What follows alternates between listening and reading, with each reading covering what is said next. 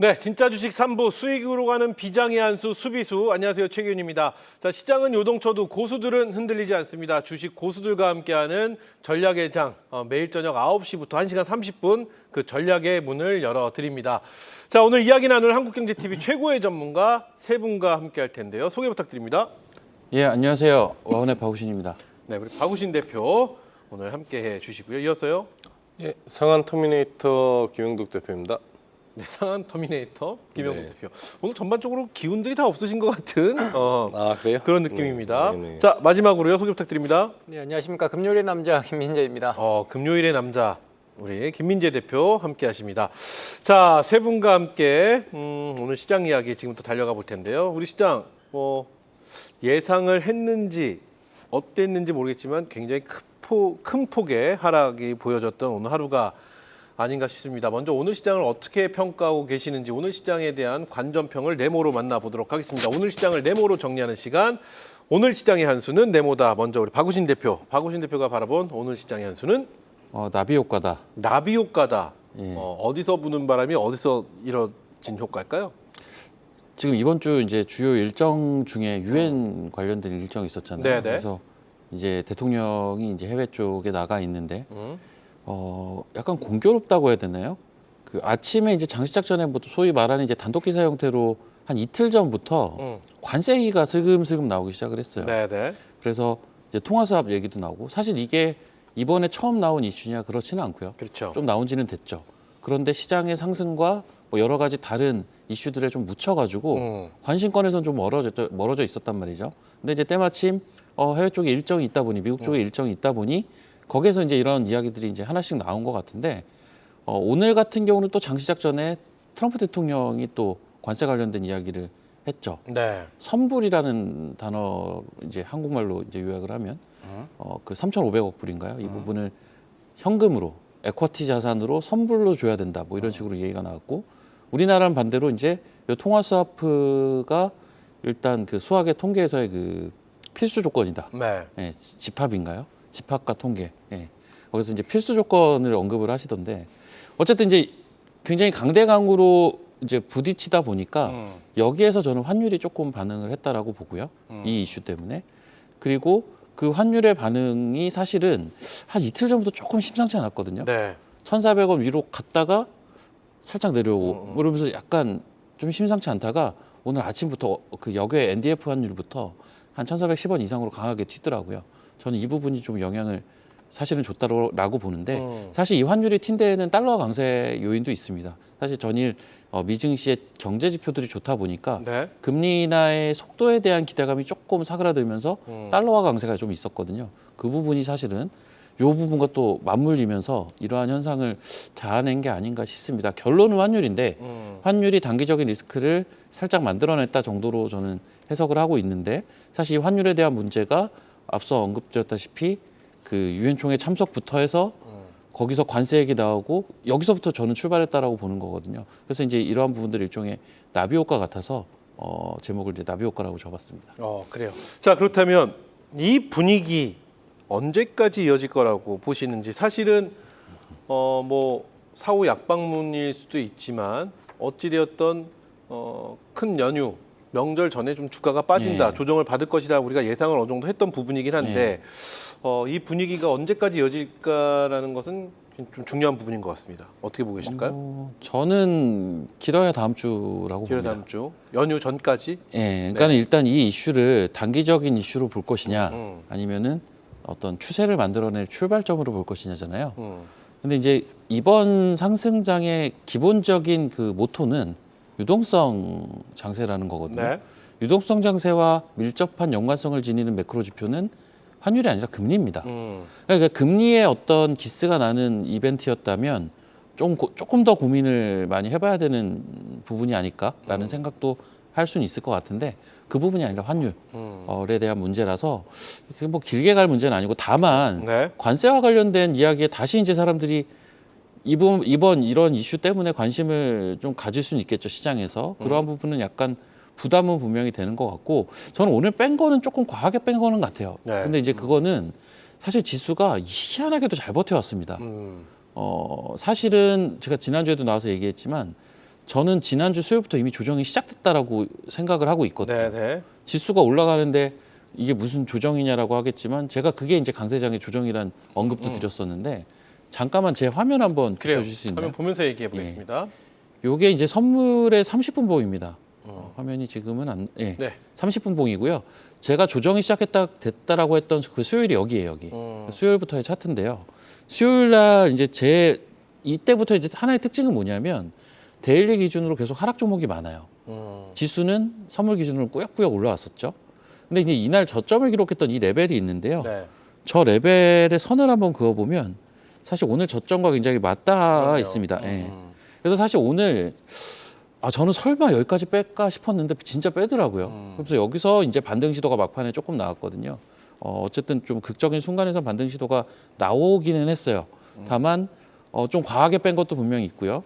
근데 거꾸로 생각하면 분명히 이제 하락 종목의 수가 많이 늘어나고 시장이 좀 불안했던 그 시기까지 그냥 지수가 내려온 게 답니다. 사실은. 그래서 이거를 글쎄요, 뭐 다음 주 일단 조금 더 봐야겠지만 저는 이제 추석 연휴도 있고 그동안 지수가 좀 시장의 내부 에너지에 비해서는 좀 네. 억지로 받친 측면도 좀 있고 그런 부분들 때문에 오늘 하루에 좀 코스피 지수 기준으로는 좀 과하게 내려온 측면이 없지 않아 있다라고 보고 있고, 사실 코스닥은 한 4거래일 연속 지금 많이 내려왔어요. 네. 네. 그래서 코스닥도 사실은 기술적으로 어떤 반등을 기대해 볼 수 있는 위치 부근까지 내려왔기 때문에 기본적으로 다음 주 월화수목 있잖아요. 월화수목 추석 전이다 보니까 불안할 수 있는데 저는 한 월화 요쯤에서 저점을 한번 타진해 볼 수 있지 않을까라는 기대까지는 아직은 하고 있습니다. 좋습니다. 그럼 이렇게 질문을 좀 요약해서 가보겠습니다. 먼저 그러면 연휴까지는 이런 조정 장세가 이어질 것이다 이렇게 말씀하셨습니다. 네. 연휴 이후에 우리 시장 물론 다음 주 연휴를 못 뵙겠군요. 오늘 여쭤보겠습니다. 그러면 예. 연휴 이후에 우리 시장 연말까지 어떤 전망을 하고 계실까요? 연휴 이후에 네, 연휴 이후에 저는 일단 강세장을 예측을 하고 있기는 계속해서 합니다. 우상향해서 달려갈 것이다. 예. 그러면은 이렇게 질문을 드릴게요. 그러면 오늘 개인들이 1조 넘게 매수하는 모습을 보였습니다. 예. 개인들의 이 매수세 오랜만에 좀 보는 것 같은 상황인데 예. 이게 지금 우리 개인 투자자분들은 이번 이 조정이 기회다 이렇게 생각하시고 들어오시지 않았을까? 뭐 아닐 수도 표정이 제 생각은요. 네, 네. 굳이 그렇게까지 확대 해석을 할 필요가 있을까라는 생각인 그래요? 게 제가 이거 언젠가도 한번 얘기했던 6월인가 한번 이야기했던 6월에? 네. 예, 얘기했던 것 같은데 그때도 보면 지수가 하루 빠지면 개인들이 몽창 매수를 하더라고요. 그때도 이제 비슷한 질문을 받았던 것 같은데 유동성 장에서는요. 네. 장 빠지면 개인들이 삽니다. 음. 이거 너무 항상 그렇기 때문에 그럼 이걸 가지고 뭐 제가 궁금한 건 이 네. 타이밍이 적절하다고 보시는 건지 타이밍의 문제가 어떤 예. 평가를 하고 계시는 건지. 그냥 시중에 돈이 있으니까 그 돈이 빠지면 사는 거라고 저는 보이는 겁니다.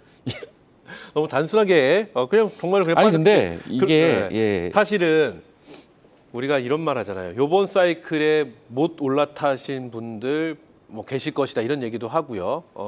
요번에 지금 뭐 시장이 우상향해서 지수가 계속해서 올라가고 있는 가운데 내 계좌는 네. 재미가 없다 하시는 분도 계실 것이고 예. 이런 분들에게 과연 기회가 한번 좀 들어갈 수 있는 기회가 올 것인가? 오긴 올 텐데 그 기회가 언제일까? 이런 얘기를 하는데 일각에서는 요번 그 연휴 전에 있는 이 조정 장세에 들어가는 건 좀 용기가 필요하다라고 말씀하시는 분도 계시고 예. 아니다. 이번 조정 장세가 오히려 기회가 될 수가 있다라고 말씀하시는 분도 계십니다. 근데 오늘 이렇게 좀 큰 폭으로 조정을 받자 우리 개인 투자자분들 1조 넘게 매수를 하시는 모습을 봤을 때 예. 이거를 기회인가라고 생각하시고 들어간 게 아닌가라는 생각을 해보는 건데 제가 방금도 얘기했지만 네. 유동성 장세에서 항상 이렇고요. 항상 이렇다. 예. 큰 저는- 의미 둘 필요는 없다.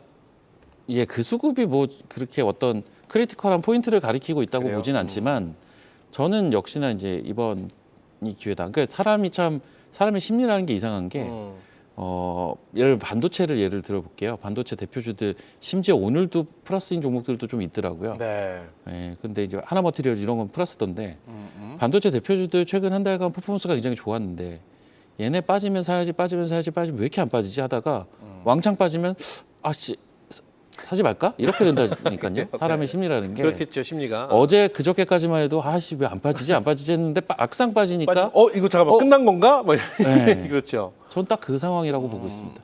좋습니다. 자, 그러면은 앞서 말씀하신 모든 내용을 종합했었을 때, 그럼 박우신 대표는 우리 개인 투자자분들, 시청자 여러분들 어떤 전략으로 가야지 이런 장세에서 내 계좌가 행복해질 수 있을까요? 일단 1번은 음. 다음 주 4거래일 있죠. 네. 이 4거래일 동안 반도체 대표주를 적정한 시점에 소부장이라고 해야겠다. 예, 소부장 대표주를 적정한 시점에 잡으면 추석 이후에 좀 재미가 있을 것 같고요. 적정한 시점이라는 것은 조정을 받을 때마다 그건 종목마다 조금씩 위치가 다르니까 네. 제가 딱 집어서 얘기는 못 하겠는데 음.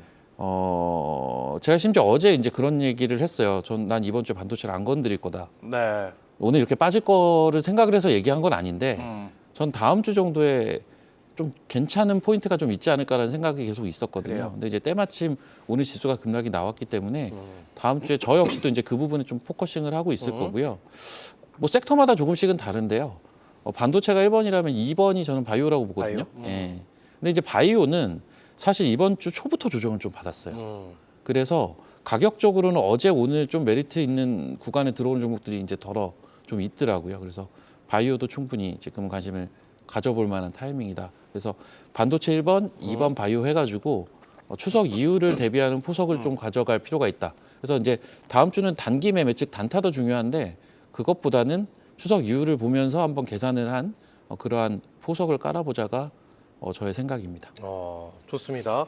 자, 그럼 이어서 우리 김용덕 대표의 이제 오늘 시장에 대한 총평을 들어보도록 하겠습니다. 오늘 시장의 한수는 네모다. 김용덕 대표가 생각한 오늘 시장의 한수는 차별화장이다. 차별화장이다. 네. 무슨 얘기일까요? 사실 이제 조정이 지수가 많이 나오긴 했잖아요. 근데 저 같은 경우만 해도 지수가 조정이 나왔는지를 별로 못 느꼈거든요. 네. 그래요? 예, 못 느꼈습니다. 왜 그러면은 제가 오늘 뭐 공개 무료 방송을 진행을 했는데 네. 사실 저는 장이 조정 보이는 거를 뒤늦게 알았어요. 왜 그러면은 공략한 종목들이 뜀박질을 하고 로켓헬스케어라든지 또 저희 가족분들하고 가지고 있는 종목들이 다 급등들이 나오고 있어가지고 그거 차익 실현하기 바빴거든요. 그러다 보니까 시장이 조정이 나오는 거야라고 하는 부분들을 뒤늦게 이제 그런 부분들에 대해서 같이 좀 즐기면서 알았기 때문에 실질적으로 장이 이렇게 빠졌었나? 그리고 후반부 들어서서 2%나 밀렸구나 이런 부분들을 느꼈어요. 이게 이제 무슨 얘기냐면은 지수가 빠졌으니까 많은 종목들이 빠졌다는 얘기예요. 근데 모든 업종이 빠지진 않았다는 얘기죠. 빠지는 업종 대표 시총 상위주라든지 후삭에서도 상위 시청주에서 주요 부분들이 빠졌지만 재료의 힘을 갖고 있다거나 아니면은 그 종목들의 기술력 부분들이 굉장히 높아서 이런 장에도 빠지지 않고 지금까지 계속 점진적으로 올라왔었던 추세 매집형 종목 부분들은 흔들림이 없었다는 얘기죠.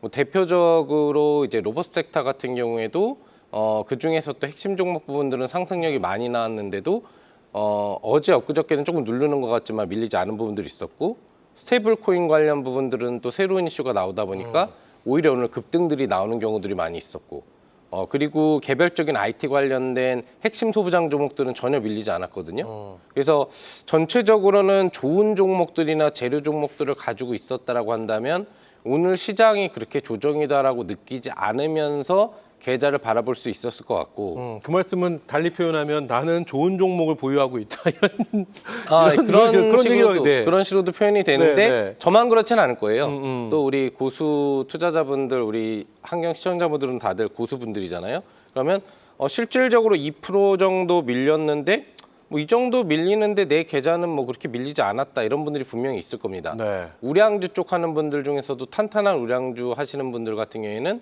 또 밀리지 않았거든요. 그래서 체감적인 효과 차이, 조금 변동성이 많고 급등락이 있는 종목들의 스타일을 하신 분들은 아마 오늘 시장이 좀 쇼크로 다가오셨을 거고 좀 안정적이면서도 시장 방어주 라인이나 시장을 이길 수 있는 재료를 머금고 있는 종목에 대한 계좌 포지션 부분들을 많이 해놓으신 분들은 2% 밀렸지만 내 종목은 0. 몇 프로 정도의 변동성이 주는 정도 그냥 평이한 보합장이 흘러가는 것 같은 느낌을 받으셨을 거예요.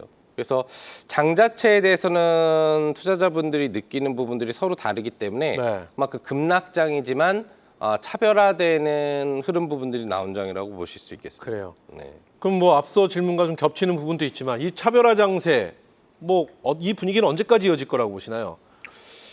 아무래도 앞서서도 우리 네네. 그 박신 대표님이 잘 얘기를 해주셨는데 좀 오버납폭이 나와 있습니다.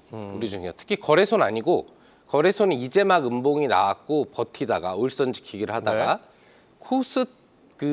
코스닥이 좀 오버조정이 나왔어요. 원래 떨어져야 될 지수폭보다 지금 오늘 낙폭 부분들로 추가 조정이 나와가지고 조정이 좀 많이 나왔다고 한다면 코스닥의 바이오 시총 상위 종목들에 대한 조정 부분들이 조금 더 많이 나온 상태거든요. 그렇기 때문에 거래소는 더 빠질 수가 있다 다음 주에. 그리고 바닥 잡는 속도도 느릴 수 있겠지만 이제 막 추세 이탈했기 때문에 코스닥 같은 경우에는 조금 더 빨리 바닥을 잡고 슈팅이 나올 확률이 부분들이 높다라고 볼 수가 있어요. 그렇다면 그 바이오 쪽에서 맞습니다. 그리고 네. 오늘도 실제 수급도 선물이 대량 매도 수급으로 뭐 7천 계약 이상 매도가 나오고 그다음에 현물이 외국인 기관에 1조 이상의 매도가 나오다 보니까 거래가 밀리고 코스닥도 대량 매물 압박 부분들을 받으면서 밀리는 모습이 나왔지만 오후장 들어가면서 코스닥에서는 외국인들이 순매수를 해줬어요. 네. 그 얘기는 충분히 빠졌으니까 이제 담아도 되겠다라고 생각하는 본인들의 종목 부분들에 대한 베팅이 들어왔다는 얘기거든요. 근데 거래소는 그런 현상들이 실제 수급상으로 크지 않았다는 거죠. 그래요. 아직까지는 조금 더 분위기를 환율 부분들에 따른 환차손 부담 심리가 여전히 있는 상태이기 때문에 앉아서 손해보거든요. 1달러당 1,400원이 왜 중요하냐면 거기를 기점으로 해서 위로 올라가면 외국인들이 체감적으로 환차손 유입을 많이 느끼고 그 밑으로 내려오면 환차손 유입을 덜 느껴요. 그러다 보니까 이제 매도를 하고 안 하고에 대한 포지션 부분들이 중요하겠죠. 뭐 다시 돌아가 본다면은 아까 전에 이제 박우신 대표님이 얘기해 주셨었던 트럼프가 결국에는 이 골머리를 앓게 만드는 우리나라의 이제 협상과 관련된 부분에 있어서 제대로 이제 처리를 하지 못하고 서로 공방을 거듭하다 보니까 이런 부분들이 우리나라 기준에 있어서도 원달러 환율을 자극했다고 볼 수가 있는데 원칙적으로는 이게 해결이 돼야 돼요. 1,400달러 안으로 환율이 내려오지 못하면 주가는 쉽게 반등은 못 나온다고 보시면 됩니다. 왜? 외국인들이 안 사줄 거예요. 하지만 어느 정도 이런 분위기들이 개선돼서 달러 개선 흐름 부분들이 나와주게 되면 자연스럽게 외국인들이 환차익기드 심리가 다시 들어오면서 매수를 들어오겠죠. 그러면 그 타점이 바닥인데 지수로만 따지면은 거래소는 지금 빠지는 초입이고 코스닥은 충분히 빠져있기 때문에 먼저 반발 매수세가 다음 주 초 정도에 들어올 수 있다고 판단하고 있습니다. 좋습니다. 앞서 이런 말씀하셨어요. 차별화 장세라고 하면 설명을 해주시면서 네. 지수는 조정을 받지만 막상 내 종목은 그렇게 빠지지 않은 분들이 굉장히 많을 것이다. 그만큼 내가 좋은 종목, 우량주라고 할게요. 네. 우량주를 보유하고 있기 때문이다라고 말씀하셨는데 그 우량주의 기준이 있나요? 도대체 빠지지 않으면 그냥 좋은 종목이다 이렇게 생각해야 되는 건 또 아니잖아요. 오늘 같은 시장에서. 민감주가 아닌 것들. 민감주가 아닌 것들. 그럼 예. 우량주, 그러니까 좀 뭐라고 할까 시장을 이겨내는 종목이라는 표현을 하겠습니다. 맞습니다. 시장을 이렇게 이겨내는 종목에 대한 선별 기준 같은 게 있었나요? 뭐 옥석을 가리는 방법이라든지. 우선은 기초적인 선별 기준은 그래요. 지수가 오를 때 좀 더 탄력이 크진 않지만 지수가 떨어질 때 덜 떨어지는 부분들을 우리가 방어주라고 하죠. 그렇죠. 대표적인 내수주라든지 뭐 뷰티 업종 부분들도 그렇고 그다음에 어제 이슈화가 나오면서 분위기를 받은 국내 이제 뭐 포털 관련 종목 부분들이라든지 그다음에 뭐 생명보험 기준사 부분들이라든지 일부 이제 방어주 통신사라든지 이런 부분들에 대한 종목 부분들은 실제 오늘 조정 자체가 아예 안 나왔거든요. 맞습니다. 근데 민감주라고 하는 기술주, 뭐 삼선, SK 하이닉스부터 시작을 해가지고 코스닥의 바이오 시총주들은 민감주예요. 시총 영향과 프로그램 매매 영향을 직접적으로 받죠. 이런 종목들은 선물 매도가 때려서 내려가고 현물 매도가 나오면 기본적으로 외국인 투자자가 다 포지션을 보유하고 있는 종목들이기 때문에 매도를 때립니다. 하지만 방어주들 중에서도 실적 가치가 있다라든지 시장 재료가 새롭게 부각된 종목들 같은 경우에는 시장이 급락이 나와도 오히려 그쪽으로 매수가 붙겠죠. 그래요. 왜? 민감주가 다 떨어지니까. 그래서 그런 부분들의 차별화 장세로 포지션을 어떻게 구축하고 있었느냐에 따라서 오늘 시장이 어려웠을 수도 아니면 오히려 재밌었을 수도 있는 시장이라고 보고 있습니다. 어찌되었던 너무 복잡합니다. 네. 네, 지금 말씀을 들어보니까 너무 복잡합니다. 그러면 결론은 좀 쉽게 네. 우리 뭐 시청자 여러분 주식 잘하시는 분은 뭐 전혀 뭐 걱정이 없으시겠지만 네. 뭐 이번 장에 한번 들어와 볼까 하시는 분도 굉장히 많이 계실 거라는 거죠. 그럼 눈높이를 좀 낮게 잡아서 네. 지금 말씀하신 대로 접근하기가 굉장히 쉽지는 않습니다. 네. 그러면 오늘 조정을 받지 않았던 종목 위주로 진입을 하면 앞으로 괜찮아지는 건가요? 이게 만약에 이게 사후 약방문 같은 결과일 수도 있거든요. 아, 네. 만약에 오늘 지수는 빠졌는데 내 종목은 안 빠졌어. 그럼 이 종목은 좋은 종목이었어. 네. 이렇게 또 평가가 될 수 있는 거잖아요. 네. 그렇기 때문에 지금 오늘 조정을 받지 않았던 종목 위주로 접근을 하면 안전해지는 건지 좀 더 편안해지는 건지 전략적으로 한번 가보도록 하겠습니다. 어떤 전략이 그럼 필요할까요? 김영덕 대표. 우선은 수익을 쫓지 않고 내 계좌의 안정성 위주로 간다. 그러면은 사실 오늘 안 떨어진 종목을 하는 게 맞죠. 이 종목은 주가가 더 떨어져도 안 떨어질 것이고 주가가 오를 땐 또 같이 좀 오릅니다. 많이 오르지 못해도. 네. 그러면 안정성을 갖고 수익성을 취하는 계좌를 지키는 포지션이 가능할 수 있는데 지금 주가가 좀 많이 빠져서 반등이 나온다라고 했을 때는 아마 여러분들이 그런 민감주를 갖고 계시면 계좌가 좀 밀려 있을 거 아니에요.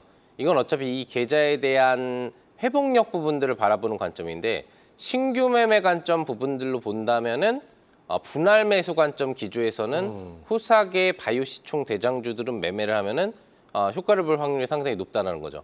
과대낙폭이 나와 있고 민감주지만 한 방에 들어가지 않고 나눠서 들어간다고 했을 때는 어차피 다시 반등은 나오게 돼 있거든요. 네. 시장 흐름은. 그렇기 때문에 분할 매수 관점에서는 코스닥 쪽 시총 상위 종목에 대한 바이오 종목 섹터 매매는 추천드릴 수 있다. 다만 한 번의 매매를 들어가는 기준으로 지켜본다면 지금은 여전히 다음 주에 리스크가 어디까지 갔다가 반발력이 나올지 모르니 방어주 섹터 위주로 매매를 하시면서 하시는 게 추석 연휴 이후를 바라보는 데도 유리해요. 왜 그러면 정말 재수가 없으면 어떻게 되냐면요.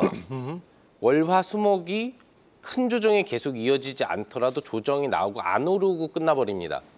그럼 어떻게 되는 거냐면은 추석 연휴 기준 동안에 공백 거래일 있잖아요. 글로벌 증시는 움직이는데 우리는 멈춰 있어요. 근데 거기에서 미증시가 충격이 나온다라든지 한미 협상이 제대로 타결되지 않고 더 팽팽하게 간다. 그럼 추석 연휴 이후는 악몽의 장세로 출발할 수가 있습니다. 특히 기술주들 같은 경우. 네. 개파락 출발해버린다는 거죠. 손쓸 틈도 없이. 그러니까 차라리 다음 주간 같은 경우에는 오늘 시장 부분들에서 충격을 받지 않았었던 방어주 위주로 공략을 하는 대응을 하시더라도 충분히 수익 효과는 내실 수 있는 종목이 많이 있다라는 거고요. 만약에 굳이 민감주를 하겠다면 거래소는 일단 잠시 딜레이를 시키시고 코스닥의 바이오주를 분할로 선점해서 내가 반 정도 사고 추석 뒤에도 반 정도 살 거다. 이런 식으로 하면 평단가가 잡히기 때문에 절대 손실 볼 일이 없어요. 제가 작년 10월부터 삼성전자를 하고 싶으신 분들은 30분할 매수를 하라고 그랬죠. 30분할 매수 지키신 분들 중엔 삼성전자로 손실 본 분들이 한 분도 없을 겁니다. 연초까지도. 물론 이제 그 뒤로는 계속 올라갔으니까 수익을 났겠지만요. 그래서 분할 매수 관점의 이런 변동성 장세에서는 중요하고 민감주도 분할 매수를 많이 하면 손실 볼 수가 없습니다. 그러니까 여러분들이 한 방에 들어가느냐, 한 방을 노리느냐, 아니면 안정적으로 매매해서 시간이 걸리더라도 수익을 챙겨낼 수 있는 전략을 가져가려고 하느냐에 따라서 현재 시장은 어렵게 느껴질 수도, 쉽게 느껴질 수도 있다고 판단을 합니다. 좋습니다. 여기까지 한번 들어보도록 하겠습니다. 자, 계속해서 그럼 김민재 대표가 바라본 오늘 시장의 한 수를 만나보도록 할 텐데요. 오늘 시장의 한 수는 네모다. 대표님, 오늘 시장의 한 수는? 네, 조정은 이렇게입니다. 조정은 이렇게 뭔가 또 예상했다, 기다렸다 뭐 이런 느낌이 좀 강합니다. 사실 그런 내용은 아니고요. 네. 제가 사실 요 멘트 짤 때 그래도 뭐 장난치는 것 같지만 꽤 신경 써서 써오는 편인데 처음 2% 왔을 때는 기회의 창이다라고 말씀드렸고 네.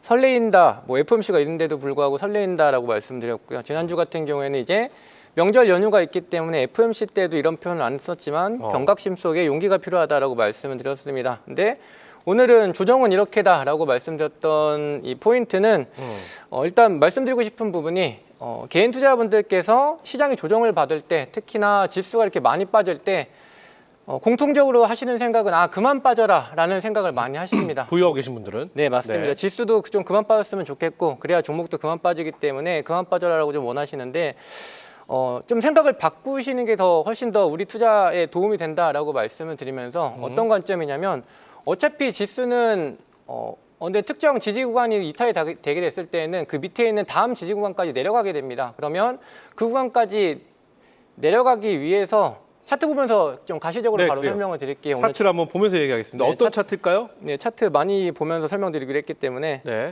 사실 이게 무슨 차트인가요? 지금 코스닥 차트 네, 띄워드렸고요. 이 명절 조정이다라고 말씀을 드렸는데 명절 조정에서 상승 추세를 유지하기 위해서 받는 가장 좋은 라인이라고 볼 수 있는 자리는 바로 이 초록색 선의 라인에서, 즉 오늘 말고 전날까지 봐왔던 조정 구간에서 반등을 했으면 바로 여전히 상승 추세를 유지할 수 있는 견조한 조정이었다라고 보시면 될 것 같아요. 이 초록색 선 자리가 그러면 왜 지켜줘야 되는 자리인지 한번 설명을 드리면, 네. FOMC 때 이 자리대에서 잠깐 주춤하면서 기다리고 있었던 자리라고 보시면 될 것 같고, 이 자리를 이제 유동성에 대한 이 재료를 가지고 끌어올렸다라고 보시면 됩니다. 근데 왜 그럼 이 자리가 이렇게 중요하냐라는 관점은 차트를 조금 더 길게 늘어뜨려 드리면, 네. 과거 이제 우리가 반도체에서 도망가지 못하면서 주가가 크게 밀렸을 때가, 즉 4개월 동안의 코스닥이 이 구간대에서 4월달과 5월달, 6월달, 7월달 약 3개월, 4개월간 물려 있었던 구간입니다. 사실 물려 있다는 표현보다는 횡보가 3개월, 4개월까지 있었기 때문에 이곳에서 사실상 뭐 어떻게 보면 지수의 매물대가 가장 많은 구간이라고 보시면 될 것 같고요. 이 가격의 중간대가 지금 매물벽에 쌓여 있기 때문에 이 구간을 지금 돌파하기 위해서 재료가 필요했었다. 저 4개월 동안의 매물 돌파하기 위해서는 어떤 재료가 필요했었다고 보시면 되고요.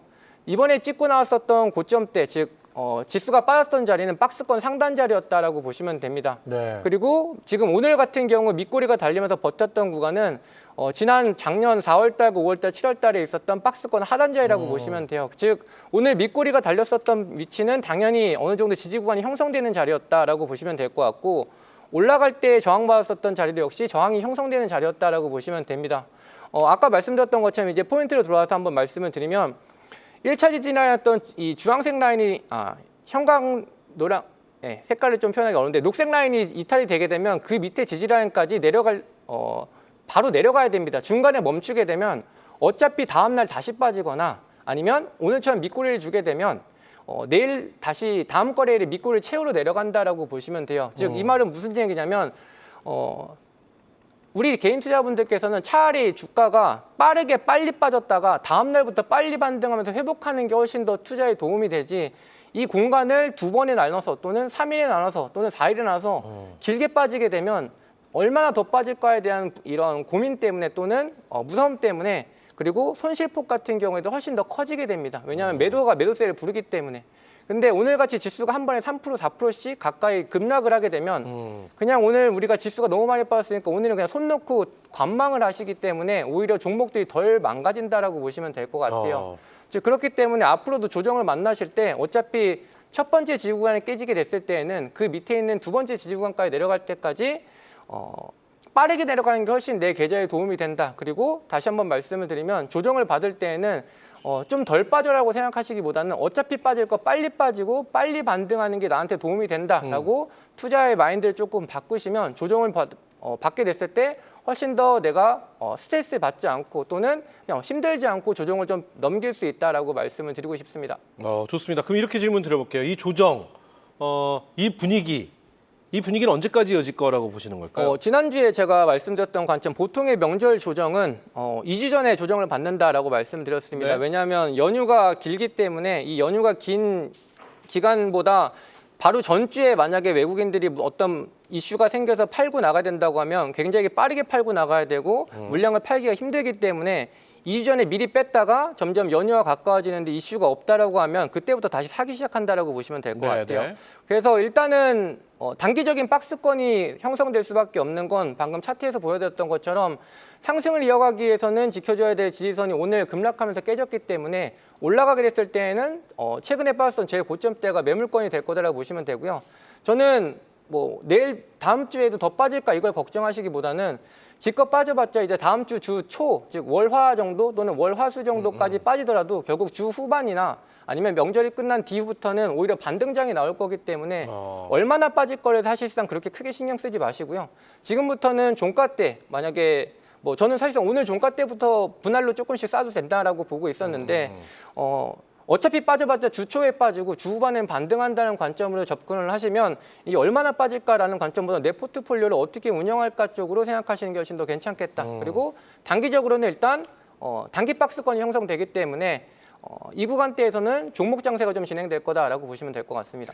말씀을 정리해 보면은 지금 이렇게 조정을 받는 연휴 전에 이렇게 지금 조정을 받는 이 시기가 오히려 조금씩 모아갈 수 있는 기회다 이렇게 보신다라는 거죠. 사실 모아간다라는 표현은 조금 어려운 게 네. 대부분의 개인 투자분들께서는 거의 항상 비중을 베팅을 거의 다 하고 계십니다. 그러면 지금 같은 경우에는 종목을 더 늘리기보다는 내가 현금 비중이 있다고 했을 때에는 약간의 기술적인 이 분석이 필요하겠지만 그게 가능하신 분이라고 했을 때에는 보유 종목 중에서 가장 빠르게 올라올 쪽에 추가 매수를 하신다거나 그래요. 아니면 현금 비중이 좀 남아있다고 하면 뭐 단타 접근 하셔서 현금을 좀 활용하시는 게 회전을 좀 하시는 게 좋겠다라고 말씀을 드리겠습니다. 전략적인 부분을 말씀해 주셨는데 앞서 누구지요? 우리 박우신 대표님인가 이런 얘기해 주셨어요. 연휴가 깁니다.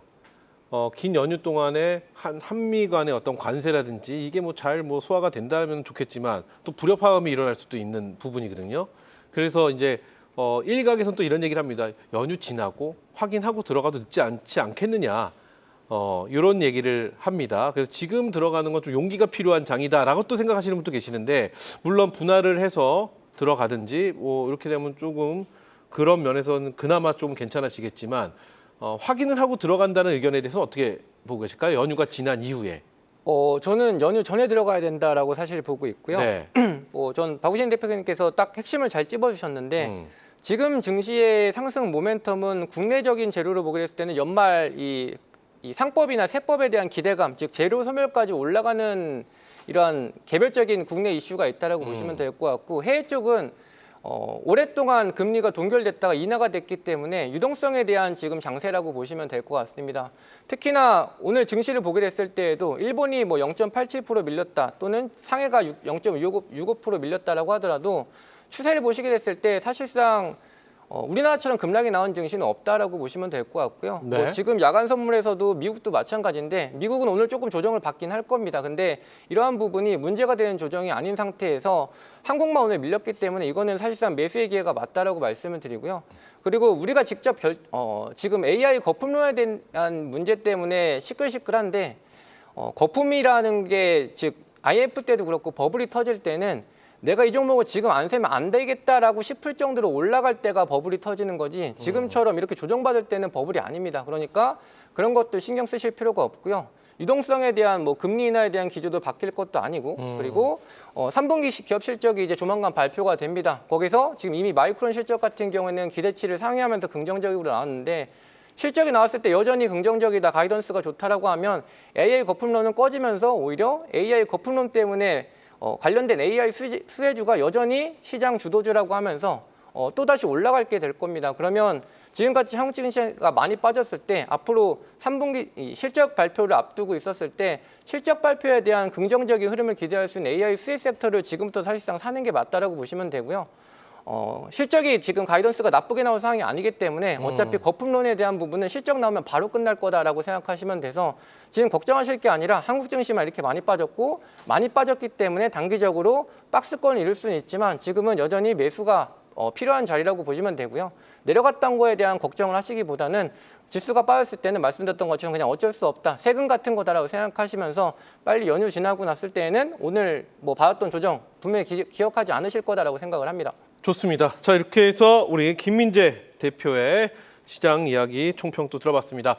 자, 이렇게 오늘 시장에서 시장의 총평을 저희가 네모로 만나봤는데요. 계속해서 세 분이 생각하시는 꼭 알아야 할, 지켜봐야 할 이슈를 만나보도록 하겠습니다. 먼저 이슈의 키워드부터 확인해 보도록 하겠습니다. 키워드 보여주시죠. 자, 오늘도 세 가지 키워드가 준비되어 있는데요. 날벼락, 점화, 트럼프. 날벼락과 점화. 이거는 좀 뭐라고 할까요? 정반대되는 좀 느낌이 들긴 하는데 날벼락, 우리 박우신 대표가 선택한 키워드거든요. 김영석 대표님, 네. 날벼락 무슨 얘기일까요? 길 가다가 갑자기 벼락 맞은 얘기 아닌가요? 그게 날벼락이죠. 네. 시장에서는 어떤 게 날벼락이? 우리 지금 시장에 날벼락이라는 말이 어울릴 만한 게 있을까요? 시장이죠. 시장? 네. 오늘 이 정도까지 더 빠진다고? 오늘이 충격이었거든요. 사실 개인 투자자분이 충격을 받았어요. 그래요? 그래서 날벼락 장세, 그러니까 날벼락을 받은 업종이나 섹터를 얘기하신 게 아닌가. 뭔가 억지스러운데 꾸역꾸역 맞추시려고 하는 느낌이 좀 그렇죠? 있어요. 김민재 네. 대표님, 날벼락 어떤 얘기일까요? 이거 맨날 어렵습니다. 네. 날벼락이요? 저는 모르겠습니다. 그래요? 차라리 이게 낫습니다. 네, 좋습니다. 날벼락 과연 어떤 키워드인지, 어떤 이슈 안에 포함된 키워드인지 이슈를 통해서 확인해 보겠습니다. 바이오 섹터에 날벼락이 떨어졌습니다. 트럼프 미국 대통령이 10월부터 미국 내 공장이 없는 해외 제약사 의약품에 100%의 관세를 예고했기 때문인데요. 이런 소식에 현재 생산 설비를 미리 확보해놓은 셀트리온은 안도의 한숨을 내셨지만 설비 인프라가 없는 삼성 바이오로직스는 발등에 불이 떨어지며 오늘 2% 넘게 하락했습니다. CDMO 업계와 보툴리눔 톡신 관련 기업들도 관세 부담 전가 가능성과 가격 경쟁력 약화 우려에 직격탄을 맞을 수 있다는 분석이 나오고 있는데요. 바이오 섹터 앞으로의 대응 전략을 어떻게 세워야 할까요?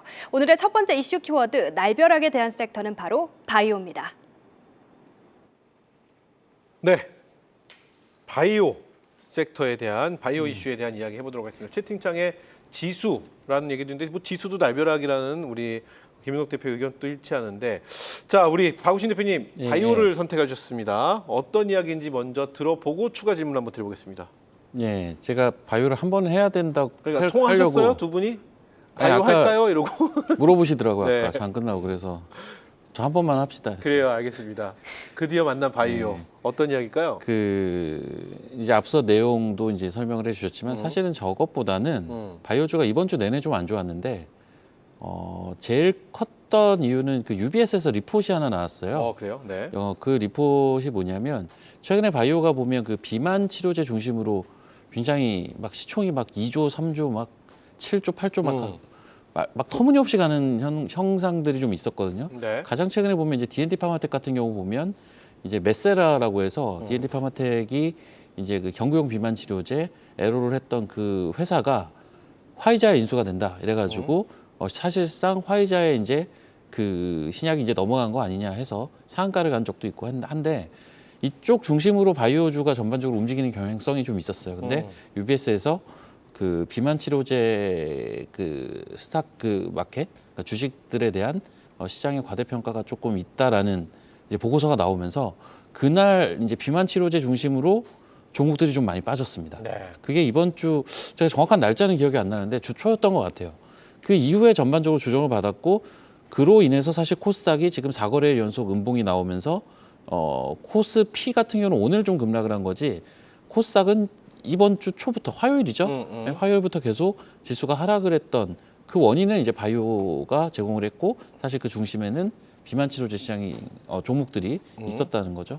뭐 그 이후에 뭐 방금 이제 소개해 주셨던 그런 뭐 관세에 대한 이야기 뭐 이런 것도 있었지만 그런 것들의 영향은 저는 굉장히 제한적이었다라고 제한적이다? 오히려 판단을 하고 있고 그렇다면 이제 원래 이제 원인 자체가 그쪽이었으니까 그 비만 치료제 쪽이었으니까 그 부분이 반등을 할 때 저는 바이오를 좀 봐야 된다라는 단기로 봤을 때 그런 생각도 좀 있는데 오늘 막판에 보니까 아까 언급드렸던 D&D 파마텍이 좀 반등을 또 시도를 하더라고요.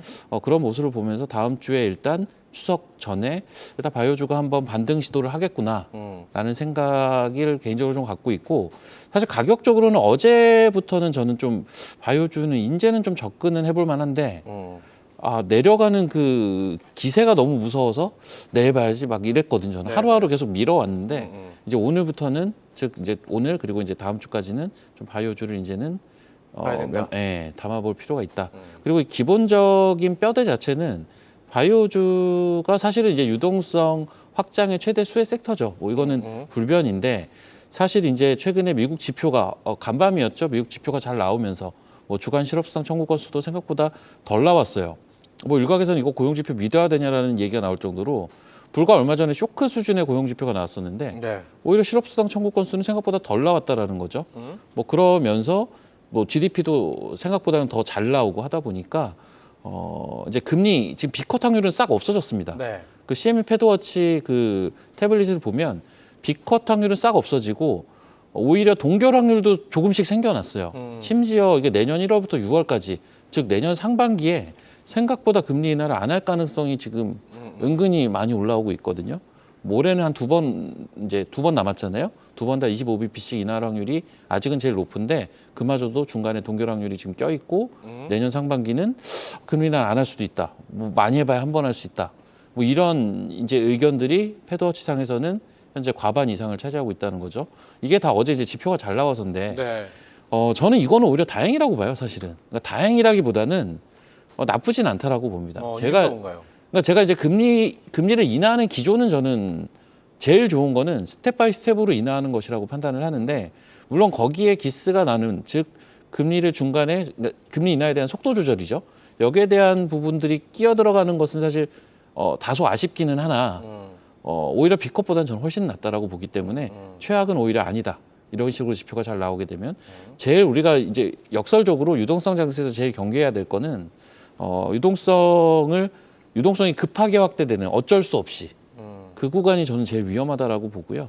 그 구간은 안 나오겠구나라는 생각을 오히려 이번 지표들을 보면서 하고 있기 때문에 오히려 최악으로는 안 가겠구나라는 생각이 더 강하고요. 그렇다면 결국은 금리 인하에 대한 수액 섹터들 이런 것들에 대한 시장의 관심은 뭐 단기에 그칠 것이 아니라 조금 더 긴 그 시간을 가지고 긴 텀을 가지고 좀 움직일 수 있겠다. 그런 측면에서 바이오주는 여전히 그래요. 제가 아까 두 번째로 봐야 되는 섹터라고 얘기했는데 여전히 생각은 변함이 없습니다. 첫 번째는 반도체. 자, 그렇다면 바이오 지금이 오히려 봐야 될 타이밍이 아니겠느냐 이렇게 예. 저는 해석이 됩니다. 예. 그 중에서 무엇을 보느냐 했을 때는 역시 비만 치료제 쪽을 보는 것이 그건 이제 단기로 봤을 때 왜냐하면 단기로 봤을 때. 이번 주에 바이오가 조정을 받았던 이유가 그쪽이었거든요. 그렇게 단기로 봤을 때 비만 치료제. 그럼 연말까지 봤을 때는 뭐 어느 쪽 섹터가 바이오 쪽에서 가장 힘을 낼 거라고 볼까요? 어제 같은 경우는 오가노이드 쪽이 또 움직이는 것 같은 모습을 오가노이드요? 네. 뭐 오가노이드 사이언스 로켓헬스. 네, 뭐 그러면서 뭐 그쪽 관련 쪽이 좀 움직이는 듯한 모습도 좀 보였던 것 같은데 최근에 네. 그러니까 그런 건 있어요. 그러니까 예를 들면 토모큐브가 진짜 어마어마하게 올랐고요. 네. 그것도 오가노이드긴 한데 사실 이제 큐리옥스 바이오 시스템즈 이런 거 어마어마하게 차트를 그냥 보여드리면 그래요. 얘기를 한번 할까요? 보시죠. 네. 예를 들면 최근에 많이 올라간 게 이런 거. 요게 이제 큐리옥스 바이오 시스템즈라고요. 오, 네. 이렇게 맨날 올라갑니다. 예, 그리고 제가 이 자리에서도 많이 얘기했던 종목 중에 하나가 이제 토모큐브라고 네. 제가 저번 수익률 때 이때 많이 얘기했던 것 같은데 여기가 있습니다. 이런 것들이 보면 이제 재무제표 뜯어보면 실적 하나도 없어요. 그래요. 실적으로 움직이는 주식들이 아니고 이제 내년 내후년에 이제 시장이 본격적으로 개화되는 굳이 따지면 바이오 의료 기기 쪽이라고 해야 될까요? 그쪽 관련된 종목들인데 이쪽이 요즘 좀 틈새 시장을 형성하고 있는 건 좀 눈에 보여요. 뭐 하나만 더 보여드리면 잠깐만요. 예, 프로티나인가? 네. 예, 이건 상장한 지 얼마 안 된 종목인데 이것도 약간 비슷한 결의 종목이거든요. 지금 이런 것들은 계속 좀 치고 가는 이런 것들이 좀 있고요. 네. 그러니까 바이오가 결이 되게 많아요. 그렇죠. 비만 치료만 있는 게 아니라 너무 많죠. 네, 그래서 진짜 여쭤보는 많습니다. 겁니다. 그래서 네. 이렇게 되면 제가 궁금한 건 뭐 짧게는 비만 치료 쪽을 보면 되는데 그리고 네. 연말까지 바이오 괜찮다라는 평가로 저는 해석을 했거든요. 예, 말씀을 예, 그렇다면은 도대체 어느 쪽을 좀 접근을 해서 가야 되는 건지 비만 치료제인지 아니면 뭐 이렇게 지금 말씀하신 개별 종목으로 그렇게 찾아서 가야 되는 건지 아니면 뭐 ADC라든지 뭐 여러 가지가 뭐 CDMO라든지 너무 많잖아요. 왜 하나만 해야 되는지도 잘 모르겠어요. 그러면 개별 그냥 종목으로 그때그때 좋은 거 하면 안 되나요? 그때 좋다라는 거를 예. 전문가니까 예, 예. 그때 매일매일 주식을 보고 계시니까 네. 그때 좋은 거 얼른 수집을 하면 되겠지만 우리 개인 투자자분들은 그렇게까지 하기엔 너무 힘들거든요. 자, 일단 제 하나의 기준만 좀 말씀을 드릴게요. 그래요. 그러면은 그 바이오 기업들 보면 지금 제가 소개시켜드린 이러한 의료기기 쪽 말고 이쪽 말고 그냥 순수 바이오 그 신약 개발하는 네네. 기업들 기준으로 봤을 때는 얘네들이 이제 신약 후보 물질을 도출을 해서 그거 가지고 임상을 합니다. 예, 임상을 진행을 해서 계속 하는 애들도 있고 이 데이터 값을 가지고 해외에 있는 제약사에 라이센스 아웃이라는 걸 해서 네. 걔네가 하는 애들이 또 있고 그리고 그 해외 제약사의 결과값에 따라서 재평가를 받는 기업들이 있고 그리고 애초에 이 신약 후보 물질을 도출할 때 자체 플랫폼에서 도출하는 애들이 있고 뭐 이런 식으로 이제 전개가 되는데 제일 좋은 거는 저는 라이센스 아웃을 이미 한 기업들 그런 기업들 중에서 일정히 한 내년 정도에 잡혀 있는 기업들 그 해외 제약사가 어떤 데이터 값이나 임상 결과 값을 한 내년 정도에 발표할 가능성이 좀 높은 이런 기업들인데 그 라이센스 아웃한 그 신약 후보 물질을 자체 플랫폼에서 도출한 애들로 압축하면 이 종목이 쭉 나옵니다. 네. 그러면은 네. 잠시 후에 공개되는 종목들이 바이오가 그러니까 그런 부류의 종목들이긴 해요. 그런 그런 종목들이기도 한데 요거 팁 하나 드리면 네. 챗GPT에 물어보면 잘 알려줍니다. 그래요. 잘 알려줘요. 전문가 생활도 점점 편해지는 거 아니에요, 그러다가? 인공지능에 뺏기는 거 아닐까요? 네, 제가 차마 거기까지는 말 못하겠고.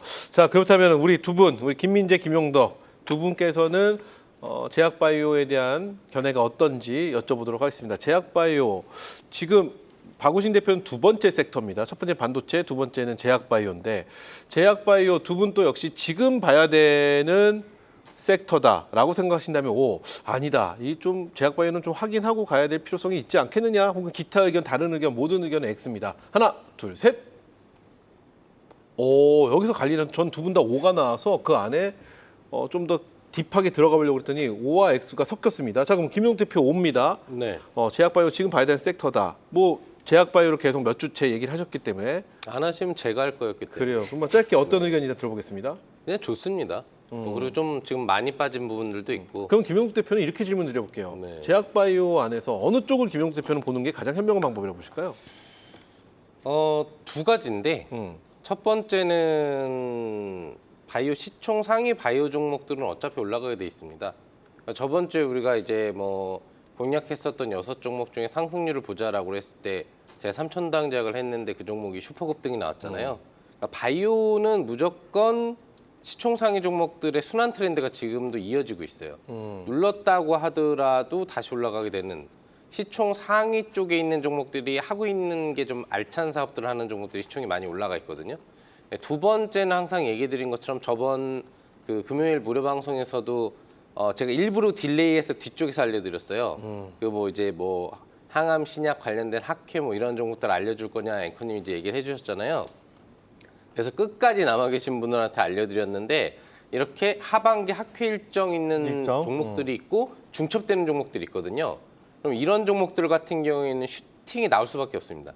얼마 전에 한미아풍이 슈팅이 나왔던 것처럼 기본적으로 학회 참여 부분들이나 뭐 이런 성과를 발표하는 기업들이 계속 지금 줄여서 나오거든요. 그래요. 그런 것만 해도 사실 하반기 바이오에서는 100%, 200~300% 저는 수익이 별로 어렵지 않은 분야라고 보고 있는데 종목 선정을 잘 하시면 됩니다.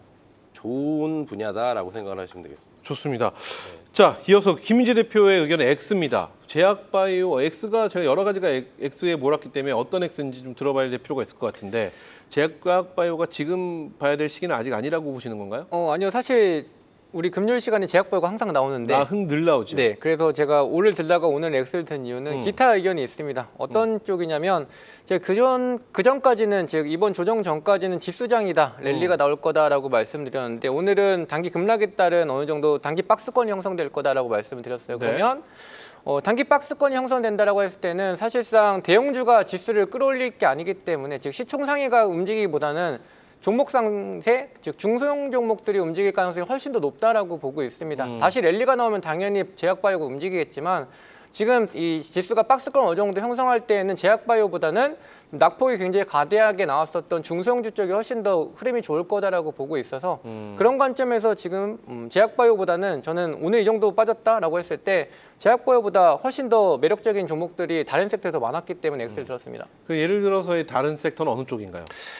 이제 원전도 슬슬 올라올 때가 됐다라고 보고 있고요. 그리고 최근에 있었던 거래량이 들어왔었던 양자 컴퓨터 쪽이라든지 아니면 로봇도 여전히 괜찮다라고 보고 있어서 중소형주가 좀 많이 밀집되어 있는 AI 수혜 섹터가 가장 좋다라고 보고 있습니다. 좋습니다. 자, 이렇게 해서 박우신 대표의 이슈 바이오에 대해서 저희가 이야기 나눠봤습니다.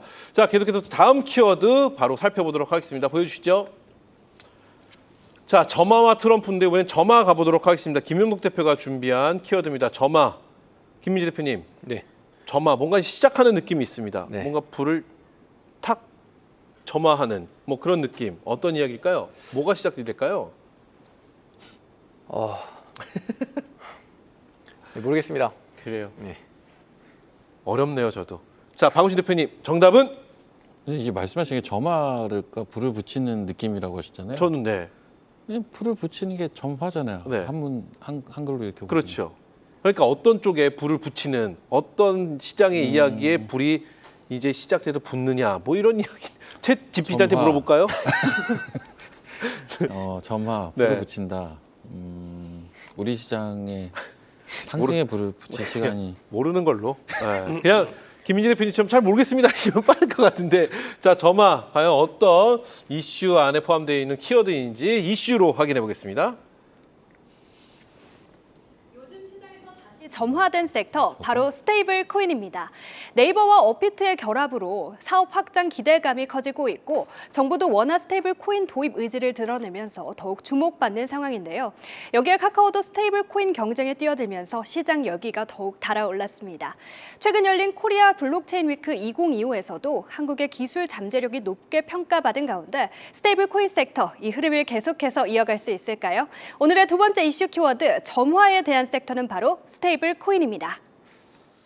네, 이번 이슈는 스테이블 코인입니다. 어제부터 스테이블 코인 이야기가 조금씩 시간을 통해 나오고 있는 것 같습니다. 자, 우리 김용도 대표, 스테이블 코인 어떤 이야기를 해주실지 먼저 들어보고 추가 질문 드리겠습니다. 우선은 오늘의 시장의 급락인데 살아남았던 섹터. 여기에 이제 의미를 실을 수 있고 그 부분들이 이제 어제 나온 그 관련된 두나무에 대한 네이버의 인수 부분 소식에 따른 재료 부각기대 심리. 그러니까 어제도 사실 장은 조정이었거든요. 코스닥 같은 경우 거래소는 버텼지만 하지만 거기서도 돋보였던 것은 거기에 핵심이 되는 그 관련 쪽 부분의 종목들 위주의 스테이블 코인 쪽이었다면 오늘은 추가 급락이 나오는데 이게 조금씩 확산되어 가고 있다, 점화되어 가고 있다라고 볼 수가 있겠죠. 그러니까 시장에 대한 흐름 부분들이 어차피 조정을 안 보여도 이 이슈가 뜨면 이 이슈는 더 강하게 갔을 겁니다. 장이 좋을 때 재료가 나오면 더 강하게 가겠죠. 장이 나빴는데도 이 관련 분야 종목이 안 떨어지고 반등이 나왔다는 얘기는 앞으로 장이 안 좋아도 더 오르겠다라는 얘기가 되는 거겠죠. 주식 시장에서 제일 중요한 게 여러분들 뭔지 아세요? 뭐 차트라고 생각하시는 분들도 있고 수급이라고 생각하시는 분들도 있고 실적이라고 생각하시는 분들도 있겠지만 다 짝각입니다. 재료가 제일 중요합니다. 재료에 의해서 움직이는 거예요. 트럼프의 리스크다, 트럼프의 호재다, 국내 정책의 호재다, 악재다, 다 재료입니다. 주식시장은 재료를 선반영받으면서 움직이는 상승력을 갖고 가기 때문에 아무리 차트가 좋아도 악재가 나오면 역배열로 급락이 나오고 아무리 역배열이 있어도 재료가 나오면 급상한가가 나옵니다.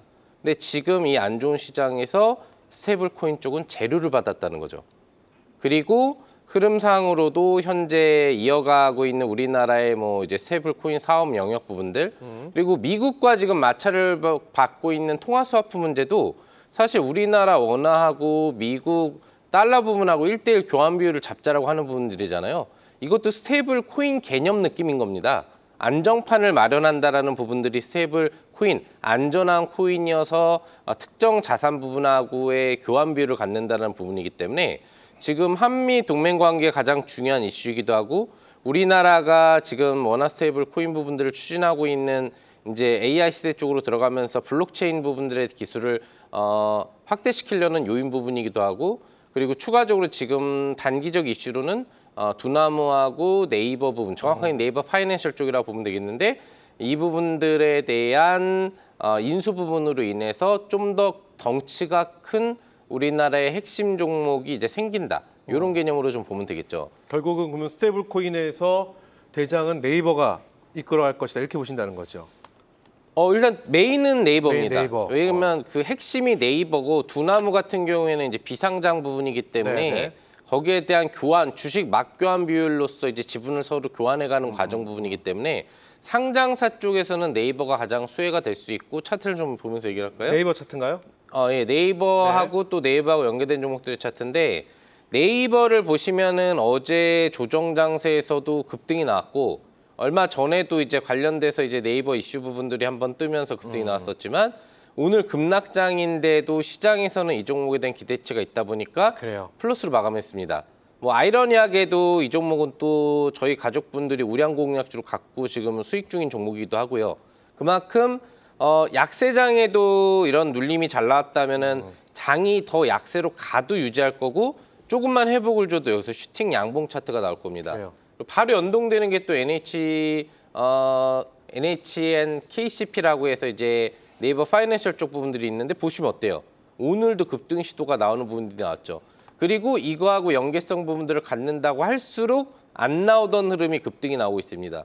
후콘이 이제 네이버라든지 이쪽 네이버 파이낸셜 쪽, 두나무 쪽도 관련돼서 서비스를 지금 연결해서 하고 있다고 했기 때문에 급상승 랠리가 나온 거거든요. 뭐 더 볼 수도 있지만 결과적으로는 이런 스테이블 코인 관련주는 오늘 시장이 조정이었어?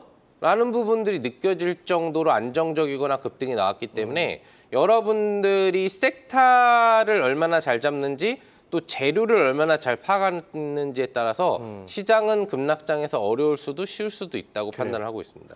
좋습니다. 이렇게 스테이블 코인에 대해서 말씀을 해주셨는데 스테이블 코인을 좀 이렇게 들여다보면 이게 뭐 정부 정책에도 좀 연관이 되어 있고요. 네. 또 네이버가 거기에서 큰 역할을 좀 해주고 있는 그런 상황입니다. 그래서 네. 아직 시장에서 뭐라고 할까 스테이블 코인에 대한 학습이 잘 안 돼 있다는 생각을 좀 하고 있거든요. 네네. 그리고 요 관련된 섹터들을 좀 들여다보면 뭐 암호화폐도 스테이블 쪽이다. 네. 그 STO도 스테이블 코인 쪽이다. 뭐 네. 몇 개 안 되는 섹터 쪽이 쭉 이렇게 있습니다. 네. 네이버를 제외하고 김용 대표는 그러면은 네이버는 좀 무거운 종목이라는 생각이 들어서 손이 안 간다 한다면 어느 쪽 섹터를 좀 보는 게 가장 현명하다고 보시나요? 스테이블 코인 쪽에서요? 네, 스테이블 코인 안에서. 스테이블 코인 안에서 사실 원래는 만약에 본다고 하면은 카카오 쪽이죠. 카카오요. 네, 그러니까 지금 스테이블 코인의 우리나라에서 핵심 양대 산맥으로 그쪽을 밀 수 네, 있는 네, 건 네. 네이버하고 카카오 계열밖에 네. 없습니다. 이거를 정론화시키고 직접적으로 도입해서 활용할 수 있는 거는 이 메인 두 개 회사밖에 없는데 만약에 이거 외의 쪽으로 넘어가게 되면 이제 결제 트렌드 쪽이 수혜를 가장 많이 보겠죠. 결제. 네, 스테이블 코인 부분들을 하더라도 결국에는 연결된 시스템망을 통해서 다 하는 거거든요. 그 서비스를 우리나라 대표인 헥토파이낸셜이라든지 KG모빌리언스라든지 다날이라든지 이런 4대 핵심 그 결제 트렌드 업체가 있는데 이 업체들이 그냥 다 나눠서 도맡아서 하게 됩니다. 그래서 스테이블 코인 관련주로 결제 트렌드들이 부각되는 건데 좀 더 시각을 돌려서 다른 쪽으로 본다면 우리나라 시장 전체를 나눠 갖고 있는 4대 핵심 결제 트렌드 관련주로 관심 가지시면 좋은 수익 부분들을 가져올 수 있을 것 같습니다. 그럼 잠시 후에 종목 공개되는데 거기에 스테이블 코인 관련주들이 포함되어 있나요? 예, 그 중에서 지금 집중해서 봐야 될 두 종목을 가져 나왔습니다. 좋습니다. 네. 자, 그러면 두 분, 우리 김민재, 박우신 두 분께서는 스테이블 코인에 대해서 어떤 의견을 갖고 계시는지 여쭤보도록 하겠습니다. 자, 스테이블 코인 관련주들 지금이 딱 봐야 될 시기다라고 생각하신다면 O, 그렇지 않다, 시기상조다, 기타 의견, 다른 의견은 모두 다 X로 가보겠습니다. 봐야 되는 시기 O, 아니다 X. 하나, 둘, 셋. 두 분 다 지금 봐야 되는 시기라고 말씀해 주셨습니다. 먼저 김민재 대표부터 짧게 들어볼까요? 사실 비트코인 관련 종목은 지금 미국 주식 흐름을 보게 되면 뭐 코인베이스가 주가가 못 올라갈 자리에 있기 때문에 그렇게 강하게 올라갈 거다라고는 사실 보고 있지 않습니다. 근데 우리나라에 개별적인 좀 이슈가 있었다 보니까 또 특히나 이런 테마 종목은 시장이 조정을 받을 때 테마가 세고 시장이 좋을 때는 우량주가 가는 장세인데 시장이 뭐 그렇게 좋은 자리는 아니기 때문에 충분히 어느 정도 움직임은 나올 수 있다라고 보고 있습니다. 네, 좋습니다. 자, 그럼 이어서 우리 박우신 대표의 의견, 박우신 대표도 옵니다. 지금 스테이블 네. 코인을 봐야 될 때다. 그러면은 1번 반도체, 2번 바이오, 세 번째 정도가 스테이블 코인인가요? 성격이 다릅니다. 성격이 다르나요? 네. 네, 들어보겠습니다. 그러니까 이제 반도체 바이오는 어떤 시장의 중심을 잡고 갈 수 있는 섹터라면 음, 스테이블 코인은 이제 전형적인 모멘텀 플레이가 음. 가능한 섹터고 사실 한 일주일 정도 조금씩 깔짝깔짝 움직였어요. 네. 뭐 심지어 이제 저도 뭐 어제 스테이블 코인주를 좀 접근을 해서 사실 오늘 아침에 장 빠질 때 조금 재미를 보긴 했는데 네이버라는 큰 주제가 나왔잖아요. 두나무라는 큰 주제가 나왔고 그래서 지금 이쪽 관련된 종목들을 보면 그 아까 결제 쪽 NHN, KCP 같은 경우 이게 예전에 한쌀결이잖아요. 오늘 신고가를 또 썼거든요. 그래서 이쪽 종목들의 기술적인 자리들이 꽤나 매력적이긴 합니다. 그래서 단기적으로 지금 시장이 안 그래도 또 조금은 단기적으로 힘들기 때문에 이러한 종목들은 다음 주에도 조금 더 추가적인 그러한 강세를 이어갈 수 있겠다. 다만 이거 변동성 굉장히 세거든요. 네. 그래서 그 변동성을 잘 이용하는 그러한 기술적인 접근은 좀 필요하겠다. 이렇게 좀 말씀드리겠습니다. 좋습니다. 자, 이렇게 해서 우리 김용덕 대표의 이슈 스테이블 코인에 대해서 저희가 만나봤고요. 자, 계속해서 다음 키워드 확인해 보도록 하겠습니다. 보여주시죠. 마지막 키워드는 트럼프입니다. 쉽다면 쉽고 어렵다면 어려운 김민재 대표의 키워드인데요. 먼저 우리 박우신 대표님, 트럼프 미 대통령의 말 중에 네. 어떤 게 가장 요즘 좀 뭐라고 할까요? 주목하고 계시나요? 오늘만 뭐 요즘 근래만 해도 굉장히 많은 얘기를 했습니다. 네. 네. 챗 GPT한테 물어볼까요? 아 이거 아주 하나 잡으셨네. 예. 그 사실 그런 것 같아요. 트럼프가 최근에 많이 시장에서 회자가 됐었나요? 저는 안 뭐 그렇다고 회자되지 보거든요. 않지만 뭐 일단 바이오에서도 100% 관세에 대한 그러니까 이번 주 들어와서 이번 주에 조금씩 그러니까요. 이제 얘기가 나와요. 네. 그게 이제 아까 제가 시황 때도 얘기했지만 그 유엔 총회 또 대통령 가고 하면서 거기서부터 얘기 나오고 그러한 연장선상에서 이번 주 들어서 시장이 갑자기 좀 이야기들을 하고 있는 것 같은데 네. 트럼프 하면 뭐 관세겠죠 관세 일단. 뭐 예, 알겠습니다. 뭐 이게 아닌가요? 관세. 아까 채팅창에 키워드 대표님들 말씀하고 싶어하는 것 같지 않은데 뭐 이렇게 꾸역꾸역 물어보세요 이런 글도 근데 있었는데. 저는 진짜 몰라요. 근데 이 안 키워드가 봐서 몰라요. 예. 굉장히 중요한 환기입니다. 제가 볼 때는. 자, 우리 김영수 대표님 트럼프의 말 중에 어떤 쪽을 좀 주목하고 계시나요? 트럼프 하면은 이제 포카? 포카? 아, 예. 내가 저거 하려다 포카. 말았는데. 예, 세븐 포카, 뭐 파이브 포카, 뭐 아니면 뭐 그런 거. 알겠습니다. 네. 자, 잘 그러면 모르는 걸로. 네, 알겠습니다. 자, 그러면은 과연 트럼프 어떤 키워드, 어떤 이슈 안에 포함되어 있는 키워드인지 이슈로 바로 확인해 보겠습니다. 미국에서 트럼프라는 이름의 대형 원전 건설이 추진되고 있습니다. 바로 텍사스 아마릴로 인근에서 진행 중인 프로젝트 마타도르인데요.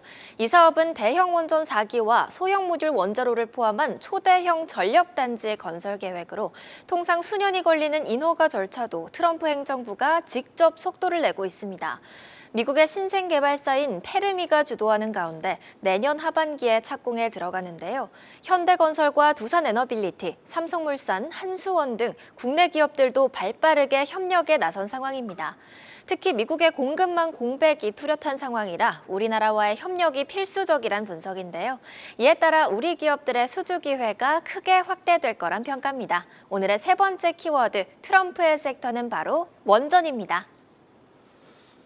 네, 이번 이슈는 원전입니다. 원전에 대해서 김민재 대표가 준비를 했는데요. 글쎄 요 근래 중에서 그나마 조금 요 며칠 사이에서는 좀 기분 좋은 소식이라고 봐야 되지 않을까 싶습니다. 먼저 어떤 내용인지 김민재 대표 이야기 들어보고 추가 질문 드리겠습니다. 네, 일단 지금 캐서디께서 잘 말씀해 주셨는데 현재 소형 모듈 원전을 계속 중점적으로 진행을 하다가 최근에는 이제 대형 원전도 건설까지 이제 급물살을 좀 타고 있다라는 뉴스가 나오고 있습니다. 그럼 이렇게 된다라고 했을 때에는 이 대형 원전 시장이 성장을 하게 됐을 때에는 한미 간의 원전 협력이 훨씬 더 커질 수 있다라고 보시면 될 것 같고요. 특히나 지금 트럼프 같은 경우에는 이 청정에너지, 즉 IRA 청정에너지에 있었던 이 세액공제를 축소하는 대신에 원자력 산업에다 육성을 한다라는 발언도 최근에 하고 있어서 우리가 지금 최근 뭐 대미 투자에 대한 얘기가 많이 나오고 있습니다. 근데 우리가 할 수 없는 거를 미국이 모르면서 요청하진 않을 거다라고 보고 있습니다. 항상 미국의 방법, 트럼프의 방법은 어차피 이걸 못 해줄 걸 안다라고 보고 있고요. 대신 그러면 너희가 우리한테 이걸 더 해줘라라는 식으로 분명히 나올 겁니다. 그게 원전이 되든 아니면 조선이 될 거다라고 보고 있고요. 우리가 그만큼의 금액을 투자할 수 없다라는 거를 대신 다른 걸로 갚아라라고 얘기할 거다라고 보시면 돼서 지금 현재 이러한 협상 과정에서의 잡음은 어떻게 보면 조선주는 지금 너무 많이 올라가 있고 움직임이 좀 나오기 힘들지만 원전 같은 경우에 충분히 호재가 나올 수 있다라고 보고 있기 때문에 원전주를 한번 눈여겨보셔야 된다라는 관점에서 가지고 왔습니다. 좋습니다. 자, 그러면은 원전에서 눈여겨봐야 된다. 그러면 이 연속성이라고 해야 되겠죠. 지금 보면은 뭐 기본적으로 물론 MOU입니다. 직접적인 계약 체결은 아니고 MOU, 뭐 그냥 약속 정도라고 저희 구두 약속 정도보다는 좀 더 한층 나간 정도라고 생각을 한다면 이 연속성은 어떻게 보시고 지금 원전을 들어가야 될 시기라고도 보시는 건지도 같이 한번 여쭤보겠습니다. 네, 지금 이제 다음 주 후반부터는 원전에 좀 들어가야 된다라고 보고 있고요. 이런 근거를 말씀을 드리겠습니다. 최근에 미국 증시에서 강하게 올라갔었던 쪽은 양자 컴퓨터입니다. 양자 컴퓨터 관련 종목들이 한국에서도 거래량이 나오면서 반응이 나왔고요. 지금 원전 같은 경우에도 지난주 금요일 급등을 했었고 원전주가 미국에서 상승을 하는데 한국의 원전은 지금 사실상 반응을 안 한 지 굉장히 오래됐다라고 보시면 될 것 같아요. 즉 미국의 증시는 AI 수혜 종목들 같은 경우가 다시 한번 수급을 받으면서 반도체가 올라가고 양자 컴퓨터가 올라가고 원전이 올라가고 있는데 분명히 한국은 뒤따라가고 있지만 아직까지 원전 종목은 최근에 수급이 안 들어왔기 때문에 이제 들어올 기회가 됐다라고 보시면 되고요. 특히나 오늘 증시에서도 BHI 같은 경우 오히려 종목이 좀 상승을 했습니다. 즉 대장격인 BHI와 두산레비티 같은 경우가 최근에 오히려 상승하는 흐름을 보여주고 있고 다른 원전주 특히나 이런 중성주 종목들 같은 경우에는 굉장히 오랫동안 행보하면서 하단을 잘 받쳐놓고 있습니다. 즉 재료가 있기 때문에 굳이 뺄 필요가 없어서 받쳐놓고 있는데 뉴스가 지금 재료가 나오고 있고 그리고 이런 한미 협상에서 대미 투자 금액을 선불로 해야 된다 또는 우리 지금 외환 보유고를 생각할 때 불가능한 수치를 제시를 했었던 거는 분명히 다른 쪽에서 더 뭐 속된 말로 좀 뜯어가려고 한다라고 보시면 될 것 같아서 조선에 대한 부분은 이미 주가에 많이 반영이 되어 있고 원전 같은 경우가 이제 좀 이슈가 나올 수가 있고 중성주는 지금 어느 정도 반등 준비를 하고 있다라고 보시면 될 것 같습니다. 그래요. 자, 이렇게 해서 김민재 대표의 원전에 대한 이야기 들어봤는데 두 분의 의견도 짧게 들어보도록 하겠습니다. 원전 준비는 끝났다. 이제는 다시 한번 띄워줄 때가 된 것 같다. O. 그 외 기타 의견 X로 가보겠습니다. 하나, 둘, 셋. 박우신 대표님은 X입니다. 어떤 쪽의 X인지 모든 의견이 다 X였기 때문에 어떻게 보신다는 걸까요? 짧게 한번 들어볼까요? 뭐 이게 나쁘지는 않은데요. 이제 사실 원전은 글로벌 트렌드 이제 몇 개 되는 것 중에 하나거든요. 네. 그래서 제가 지난주에도 얘기한 것 같은데 미국 시장에서는 원전주가 좀 가파르게 올라간 게 비단 이번 주뿐만 지난주부터 약간 그런 움직임이 있었어요. 그런 움직임 이제 선 움직임에 비해서는 사실 우리 시장에서는 몇몇 종목은 좀 괜찮기는 해요. 제가 이제 보는 종목 중에서는 뭐 보성 파워텍이나 이런 종목들은 추세가 여전히 좀 살아는 있는데 아직은 나머지 대표주 아까 뭐 두산에너빌리티 얘기도 나왔지만 대표주들은 약간은 쉬고 있는 구간이기는 해서 그래요. 그런 부분들에서 X를 든 거고요. 사실 원전 자체는 저도 굉장히 좋은 그런 섹터라고는 보는데 이게 참 우리나라 정책까지 받쳐주면 정말 베스트가 될 텐데 그건 아니어서 아무래도 이제 미국 시장과 시차를 두고 움직이는 이유도 그런 부분에 있지 않을까라고 보고 있습니다. 좋습니다. 자, 그럼 이어서 우리 김용덕 대표는 원전 지금 봐야 될 섹터다라고 말씀하셨습니다. 네. 준비는 끝났다. 자, 어떤 의견이 짧게 한번 들어볼게요. 예, 얼마 전에도 장조모르 방송에서 우리기술이나 두산에너빌리티를 제시를 해드렸었고요. 그리고 우리기술이 얼마 전에 17% 급등도 나왔었고 저는 개인적으로 이제 원전은 미래 산업이고 AI 시대에 필수적이기 때문에 또 우리나라의 원전 수주가 남은 하반기하고 내년에도 이제 들어올 게 많기 때문에 분명히 성장성을 가질 거라고 봅니다. 하지만 조선이 땡기고 반도체가 땡겨서 일로 매수가 못 들어간 거죠. 그러니까 원전에 관심을 가지면서도 아까 BHI를 얘기해 주셨지만 전력 설비 쪽 라인 쪽으로도 같이 이제 연계해서 좀 보신다라고 한다면 큰 종목들 위주로 좀 관심을 가지신다면 탄탄한 수익 부분들을 하반기에 가능할 수 있는 부분으로 보고 있습니다. 좋습니다. 자, 이렇게 해서 우리 김민재 대표의 이슈 원전에 대해서 이야기 나눠봤습니다. 자, 이렇게 해서 세 분이 바라보는 시장에서 꼭 알아야 할, 지켜봐야 할 이슈를 만나봤는데요. 그럼 계속해서 수익으로 가는 비장의 한 수, 묘수를 보여줄 탑픽 종목들 바로 살펴보도록 하겠습니다. 자, 먼저 선별 기준부터 봐야 되는데 저희가 시간이 많지가 않기 때문에 예. 선별 기준은 저희가 자막으로 대신하고 바로 종목으로 넘어가 보도록 하겠습니다. 먼저 우리 박우신 대표의 첫 번째 종목부터 확인해 보도록 하겠습니다. 보여주죠. 자, 박우신 대표의 선별 기준은 이슈와 모멘텀에 놓고 있다고 말씀해 주셨습니다. 맞지요? 그렇다고 합시다. 아닌가요? 이것도 아니, 물어봐야 되나요? 아니요, 맞습니다. 맞지요? 네. 자, 그렇다면 첫 번째 종목 어떤 종목일지 공개합니다. 박우신 대표의 첫 번째 종목은 보로노이네요. 어떤 내용일까요? 제가 지난주에 아마 바이오 저 다음 주에 할 거라고 하면서 네. 제 7공주가 있다고 했어요. 7개를 다 얘기할 수도 있지만 시간 관계상 두 종목만 오늘 얘기. 그 7개 중에 하나입니다. 제가 좋게 보는 7개 바이오 종목 중에 하나고요. 일단 보로노이 같은 경우는 일정에 한번 포커싱을 해봤어요. 아까 이제 이슈라고 했는데 이 종목이 이제 다음 달에 학회 일정이 좀 있습니다. 지금 유럽 암 종양학회 에스모라는 일정이 있고 그리고 보스턴에서 열리는 또 학회가 있어요. 네. 거기에서 이제 동사의 VRN 11이라고 임상 데이터 값이 기대가 되는 그 신약 후보 물질이 있거든요. 여기에 대한 결과값이 좀 기대가 되는 지점이다. 근데 이제 시점 자체가 10월 중순에서 10월 말 요때 요 학회들이 몰려 있기 때문에 지금이 딱 적기다. 왜냐하면 중간에 또 10월 초는 추석이잖아요. 그래요. 그러니까는 상황상 지금이 적긴 것 같고요. 그리고 이번 주에 좀 조정도 나왔다. 요건 지금 차트인데요. 차트 이렇게 놓고 보시면 이제 앞서 고점으로 형성됐던 자리가 이 자리가 있고요. 그리고 요 자리가 있습니다. 그래요. 그래서 요런 지금 제가 2개 선을 그었는데 이런 안에 들어오면은 좋겠다라고 생각했던 종목이고요. 이번 주에 드디어 들어와서 이 정도부터는 좀 관심을 가져볼 만하지 않나. 보로노이 말씀드리겠습니다. 좋습니다. 일정을 좀 노리고 간다. 그럼 이슈가 맞겠네요. 그렇죠? 이건 이슈가 맞습니다. 네. 네. 자, 그러면은 박우신 대표의 첫 번째 종목 우리 보로노이를 만나봤고요. 계속해서 김용덕 대표의 첫 번째 종목도 확인해 보도록 하겠습니다. 어떤 종목일지 공개합니다. 자, 김용덕 대표는 수급과 모멘텀을 본다고 하셨는데 동의하시나요? 네, 뭐 맞는 것 같습니다. 네. 아니면 아니라고 또 추가로 말씀해 주셔도 됩니다. 원래 뭐 수급보다는 수급도 있기는 한데 네. 모멘텀보다는 이제 재료라고 하면 전 재료라는 이름을 좋아하기 때문에 네. 그래요. 그럼 다음부터는 저희한테 그렇게 말씀을 해주시면은 저희가 반영을 네네네. 하도록 하겠습니다. 예. 자, 그럼 김용덕 대표 재료를 좀 눈여겨 본다고 하셨는데요. 첫 번째 종목 공개합니다.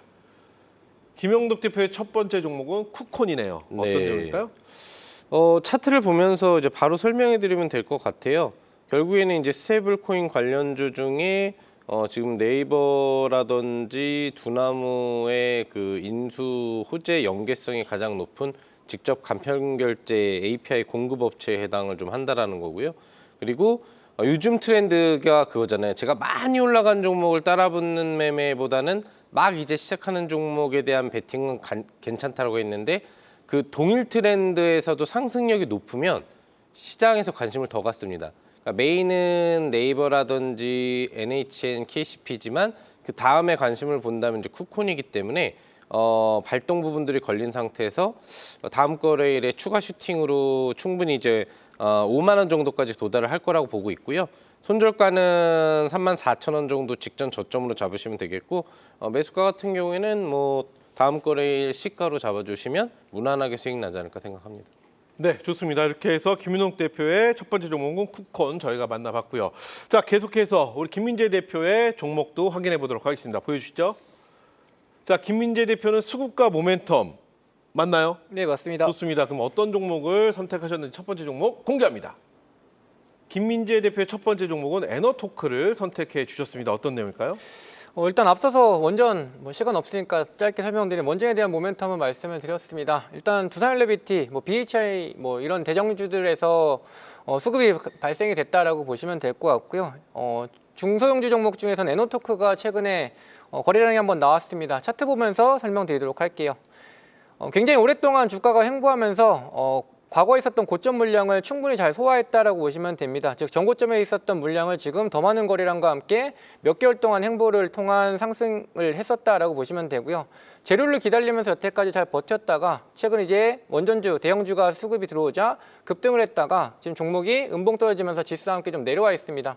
타이밍을 잡자라고 한다면 사실상 오늘 약간 이탈이 나왔기 때문에 올려준 다음에 매수가 들어가야 되지만 금요일마다밖에 나올 수가 없다 보니까 아마 주 후반에 충분히 지금 가격보다 높은 자리에 있을 거다라고 보고 있어서 지금 밑에 있는 안착을 한 뒤에가 급등 자리겠지만 지금 밑에서부터 미리 잡아놓으셔도 충분히 괜찮겠다라고 말씀을 드리고요. 목표가 9,000원, 손절가 6,650원 잡아드리겠습니다.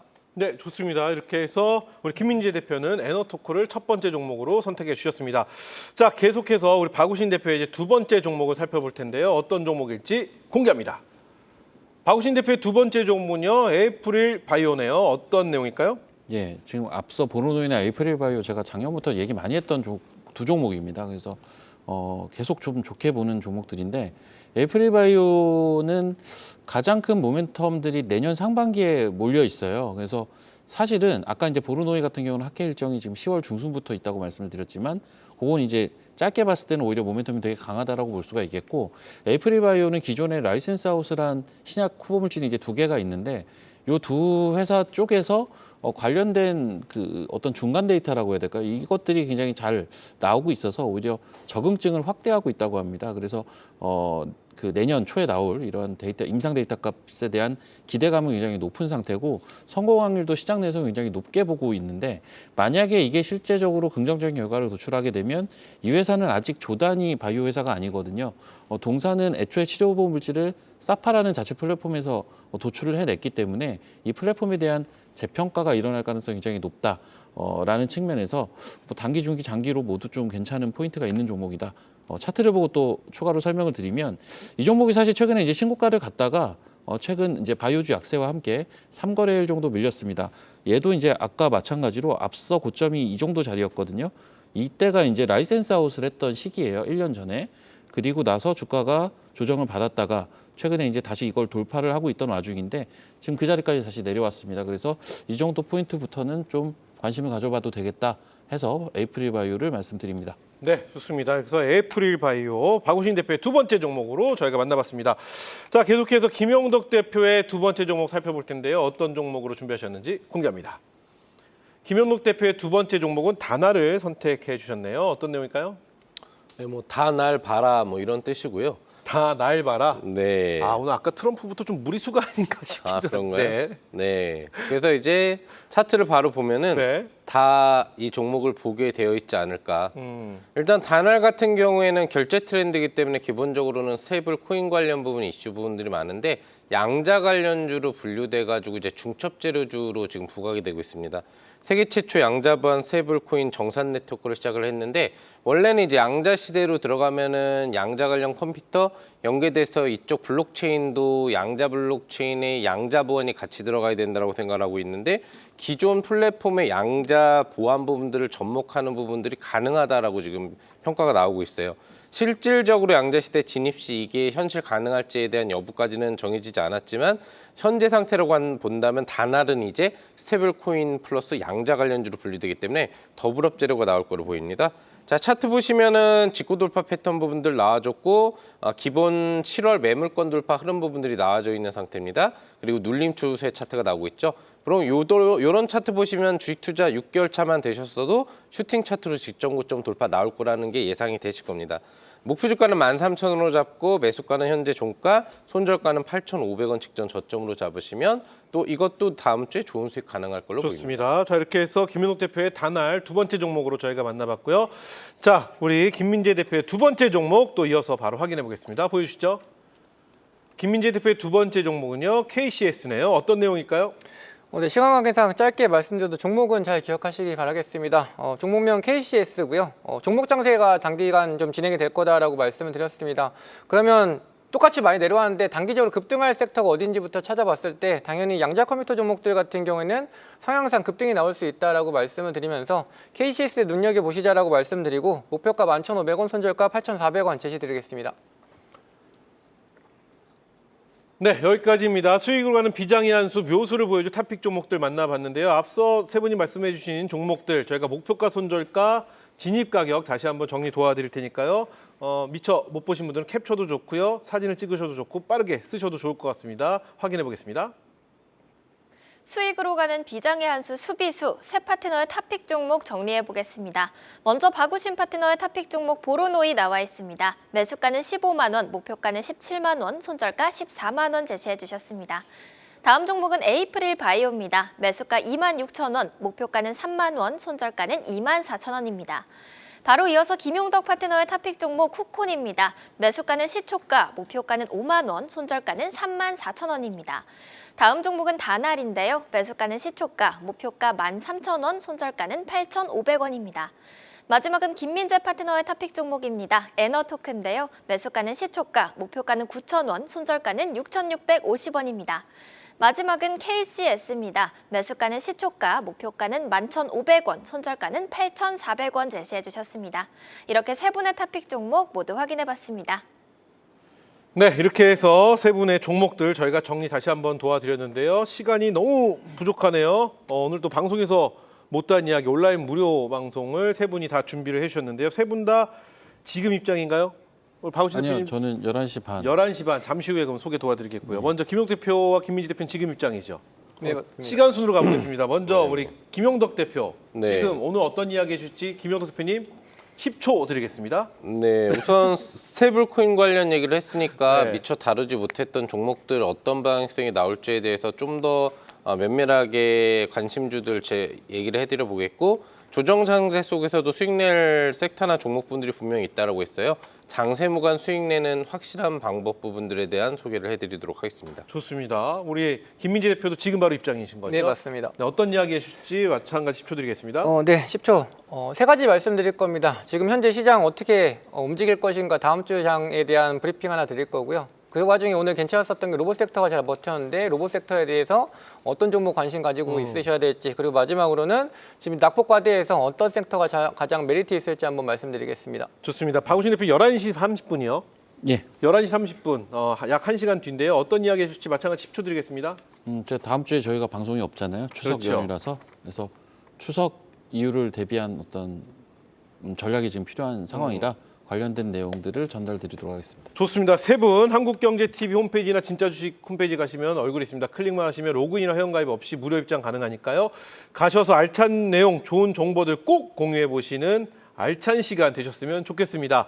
자, 수익으로 가는 비장의 한수 수비수. 오늘 저희가 준비한 시간은 여기까지입니다. 저희는 다음 주 월요일 밤 9시 주식 고수들과 함께하는 전략의 묘수를 가지고 또 다시 인사드리겠습니다. 그럼 다음 주 월요일에 뵙죠. 감사합니다.